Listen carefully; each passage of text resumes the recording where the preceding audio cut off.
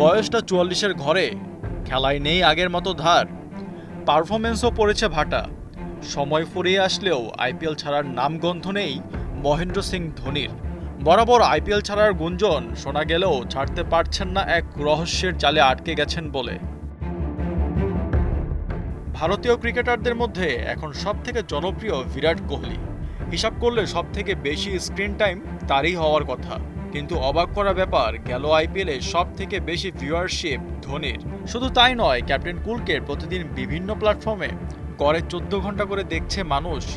২০২৪ সালে ৪২টি বিজ্ঞাপনে কাজ করেন মাহি, যা বলিউড তারকা অমিতাভ বচ্চন ও শাহরুখ খানের থেকেও বেশি। তাহলে বুঝতেই পারছেন এই ক্রিকেটারের ব্র্যান্ড ভ্যালু কত। এর আগে বিসিসিআইকে একটি নিয়ম চালুর জন্য অনুরোধ করে সিএসকে কর্তৃপক্ষ, যেখানে অবসরপ্রাপ্ত খেলোয়াড়দের কম বেতনে দলে ফেরানোর সুযোগ থাকবে। সেই কথা রাখলো ভারতের ক্রিকেট বোর্ড। ধোনি তার বেতনের ৬৭% কমিয়ে ফেললেন। এত কিছু দেখে মনে হতেই পারে ক্যাপ্টেন কুলের প্রতি অগাধ ভালোবাসা থেকে এমন করছে ফ্র্যাঞ্চাইজিটা। কিন্তু বাস্তবতা যে ভিন্ন, এর পেছনে আছে রহস্য, শর্তের বেড়াজাল।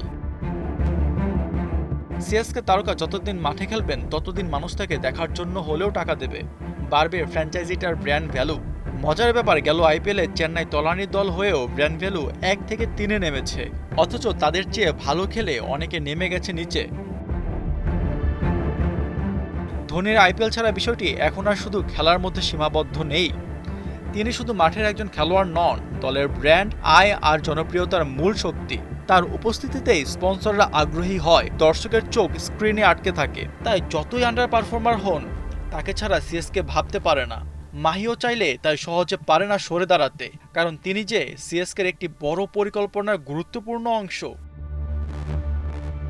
আশফাকুর রহমান, সিয়াম, ৭১।